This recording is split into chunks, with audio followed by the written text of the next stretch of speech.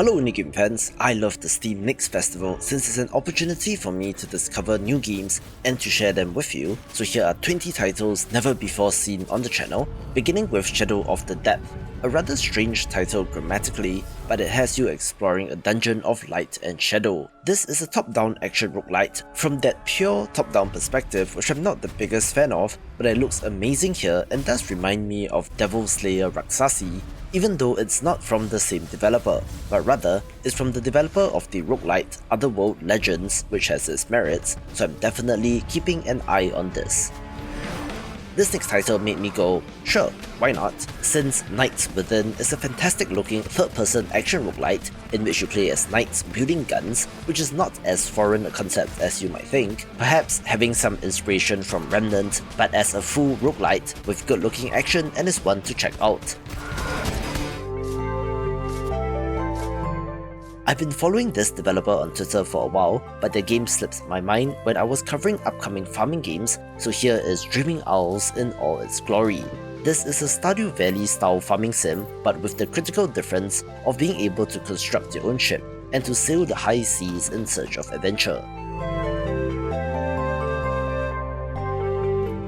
As such, it's more open-worldy action-adventure RPG style in nature, with the farming aspect being the core progression system since it's your home base, but if you love farming games, this is definitely one to wishlist. No!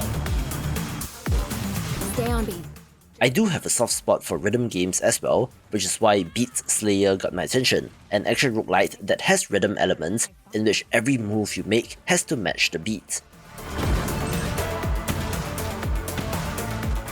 As such, it can be seen as an alternative take on Crypt of the Necrodancer, since the action is completely in real time, but with the developer placing an emphasis on no button mashing and no frantic inputs, so expect to get into the groove, having the curious setting of dystopian Berlin in the 90s as well. Fuck Dietrich.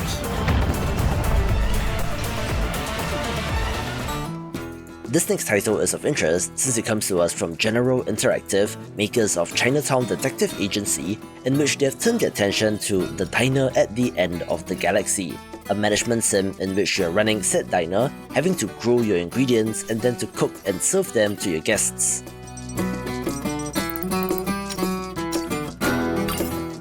If you ever loved the cantina in Star Wars, I'm sure the eclectic mix of aliens will be of interest here, in which your humble diner is more than meets the eye. For example, you can send expeditions to alien planets in search of loot, and where your dealings with the powerful factions of the galaxy can shape its fate. This is in addition to the management aspects on a more micro level, such as expanding rooms and placing down tables and chairs, all with a good pixel art look as well.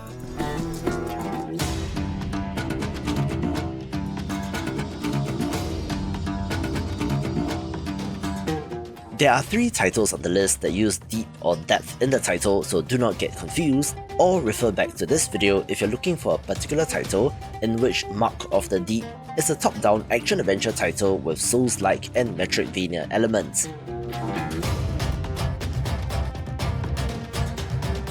Pirate-themed games can be awesome, with this having a fantasy twist in which you're exploring a cursed island and searching for the missing members of your crew.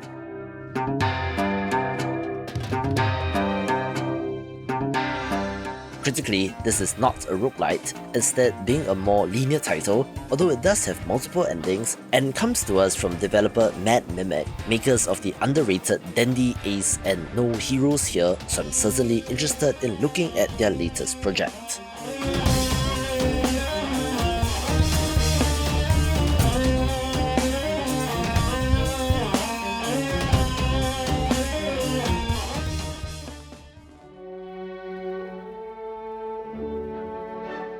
Developer Joe Richardson has carved out somewhat of a niche for himself since he makes humorous adventure games that uses Renaissance paintings as the art style, from The Procession to Calvary, 4 Last Things, and now Death of the Reprobate. It's as zany and wacky as it looks, so I would encourage you to check out the Steam page description and demo for the developer's own words in describing the game, but it's definitely of interest to adventure game fans.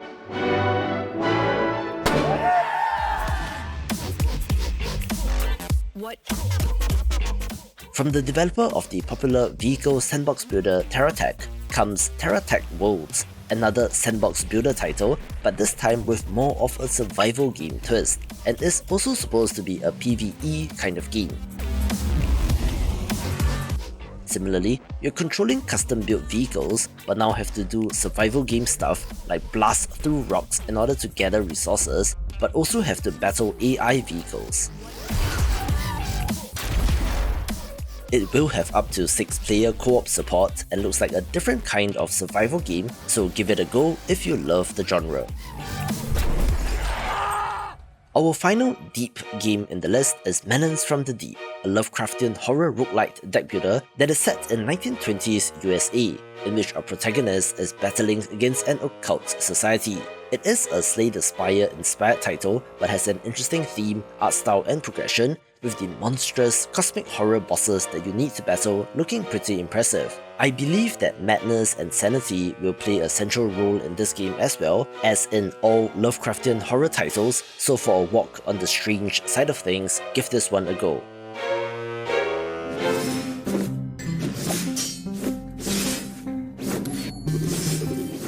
Here's a shout out to the one commenter that wrote Best Indie Games and a random Metroidvania, name a more iconic combination, since they are right, with the Chinese title The Weird Dream being of interest here.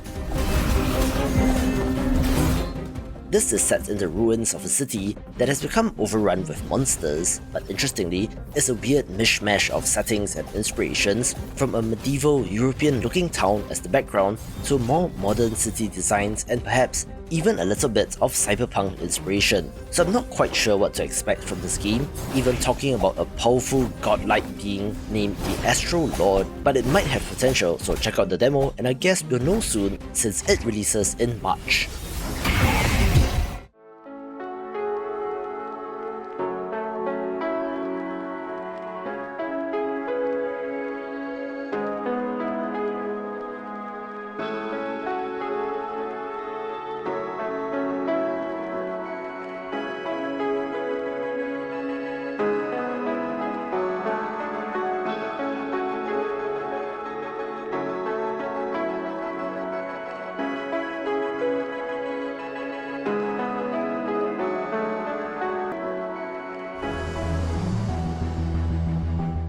A promising looking RTS title is named Moduwar, in which you play as a tentacle alien creature named Modu, with the ability to grow, evolve and transform your various organs to use as you see fit.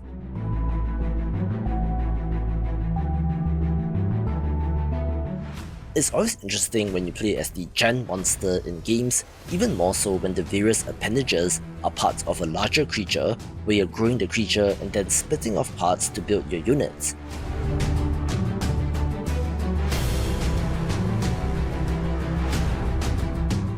Interestingly, it even has a story element where this creature has been enslaved by a group known as the Earth Repatriation Expedition, and you can choose to fight for or against them, possibly meaning two separate campaigns, Heroes of Might and Magic 2 style, and looks neat.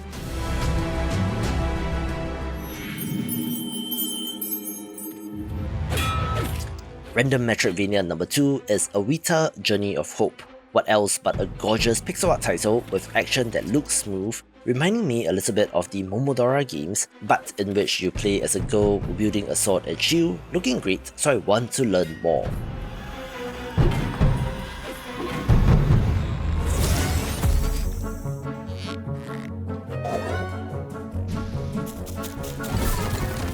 Here's a fun looking sandbox builder named Southfield, in which you're building your own farmstead with all sorts of wacky plants and crops, and adding in a dose of physics for good measure.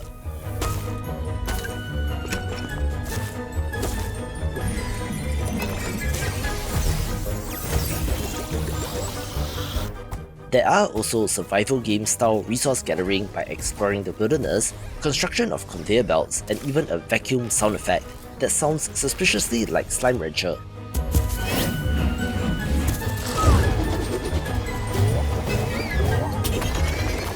The wobbly physics aspect of this makes it a lot more whimsical in an almost Gang Beasts kind of way, but does seem very deep in terms of mechanics and also has co-op support, looking like fun with friends.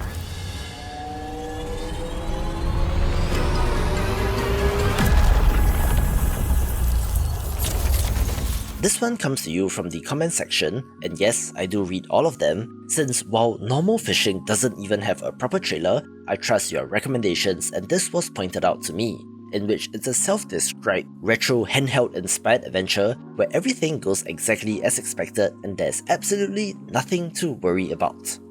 Right. They kind of gave it away by saying it's an indie horror title, so if you want something to creep you out, give this one a go.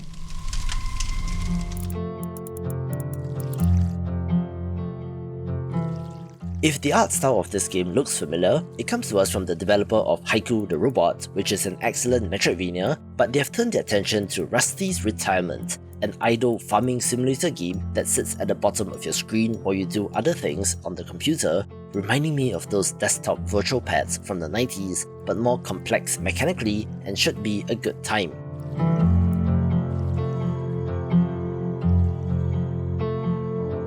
This next title is a new announcement from Devolver, which I did cover in my newsletter, so sign up via the link below to keep up to date on indie games, in which Children of the Sun is a self-described tactical puzzle shooter in which I haven't seen anything quite like this. You are sneaking around various compounds seeking vengeance on a cult, and can fire a single bullet but control its flight path, bouncing from one enemy to the next, kind of like the rocket arm in MGS5 but turn-based, so it's weird and interesting and is definitely worth checking out.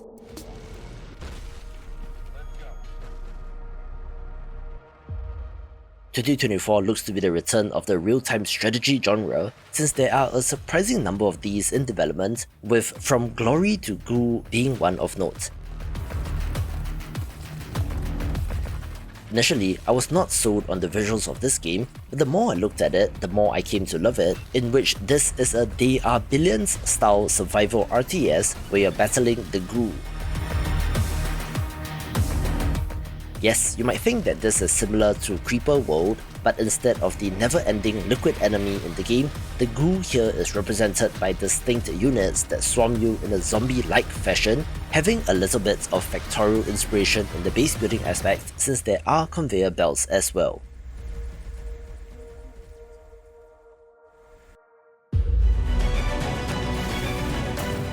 One of the games that I'm very excited to share is Power Lust, a self-described old-school action RPG, and I have to agree with that, looking very Diablo 2 inspired, in which you feed your lust for power by crushing your enemies. It has a free-form character class progression system and plenty of progression elements like a talent tree, also having the option for roguelite permadeath and will be out very soon.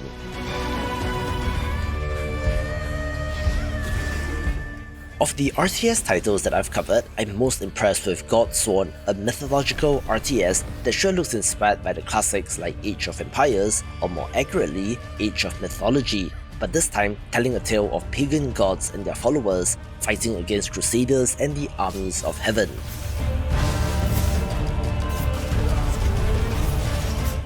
I've always been fascinated by mythology and folklore ever since I was a kid, since a world with minotaurs, griffins and hydras seems so much more exciting than the regular, non-monster filled world of ours, so to see a game like this in 2024 definitely made my inner child smile. It is a classic RTS, so that means full base building and resource gathering as compared to the more streamlined modern iterations, so I actually don't know if that concept will fly, so good on them for trying, and here's wishing them all the best. Da-da-da-da! Welcome to Random Metroidvania number 3, this time of the 8-bit throwback variety in Pompous and Celine, the Maze of Demons, in which our two siblings must work together to battle their way through an ancient Greek castle in order to stop a new evil. You can seamlessly swap between the two characters at any time, with the duality of Knight versus Mage having complementary abilities, but you can also play in 2-player co-op. The map looks massive and I'm sure will hide plenty of secrets, and it comes to us from the developer of Unepic, Unmetal and Ghost 1.0, so I'm sure that it will be great. If you love this genre, watch this video for 50 upcoming Metroidvanias. To dive into evil realms and overcome the challenges within.